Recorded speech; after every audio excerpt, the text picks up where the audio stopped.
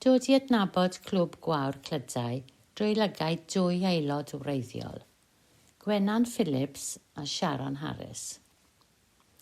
Roedd yr hedyn o sefydlu'r clwb wedi ei blannu nôl yn 2007, gyda swyddog datblygu clybiau gwawr y de orllewin ar y pryd, wedi annog mamau a phlant yn ysgolion meithrin i'r Rhanbarth i ystyried sefydlu clwb gwawr Eglurau Gwenan. Fe gymerodd flwyddyn cyn i ni gychwyn wedi Sharon gasglu enwau yn ystod sioe periannau Bwlch y Groes. Gyda thia 20 o enwau, fe wnaethom gyfarfod am y tro cyntaf ar yr ail nos Iau ym mis Medi 2008. Mae'r enw Clydau yn cynrychioli'r plwyf gan fod aelodau yn dod o ardal ehangach na'r pentref.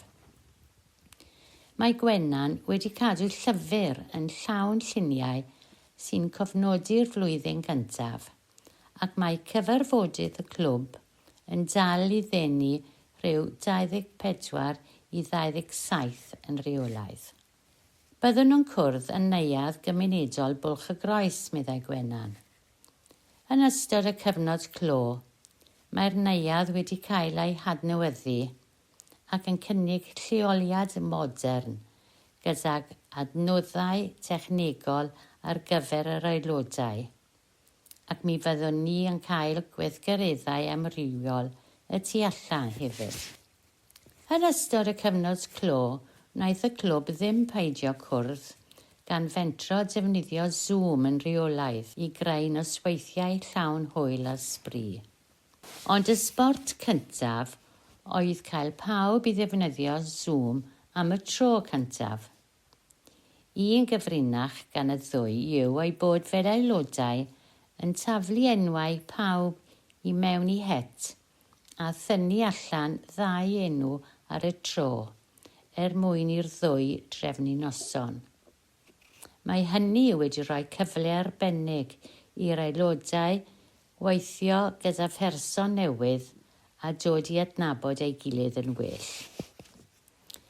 Un o ddiddordebau Sharon yw gwneud gwaith caligraffeg. Rwyf wedi mwynhau ysgrifennu ers yn ifanc iawn, ac mae papur a phensil bob amser wrth law, meddai. Fe roddodd person caredig ben caligraffeg i mi yn anreg, ac ati i ddysgu ysgrifennu'r wyddor cyn troi'r hobi fod yn rhywbeth mwy angerddol. Dwi ddim yn gwerthu'r gwaith, ond yn ymddiddori mwy mewn creu eitemau fel anrhegion i'r teulu a ffrindiau. Dim tan y llynedd y gwnaeth Sharon gystadlu efo'i gwaith, ac eglurodd bod cael ymweld â stondin Merched y Wawr yn y ffair eiaf a gweld ei gwaith yno yn brofiad arbennig. Mae caligraffeg yn arfer hen ffasiwn, ond wrth greu llun mwy modern, mae'n rhoi sylw o'r newydd i hen grefft, meddai. Does gan fy mhlant ddim diddordeb, ond rwyf wedi dysgu sawl un arall. Mae Sharon yn gwneud pyrograffeg hefyd, sef llosgi geiriau i mewn i bren, gan ei bod yn gweithio llawn amser yn swyddfa Dai Lewis yng Nghastell Newydd Emlyn. Hobi yw caligraffeg a pyrograffeg i Sharon. Dwi'n mwynhau mae angen ymynedd a llyged barcud wrth ysgrifennu yn declus, meddai.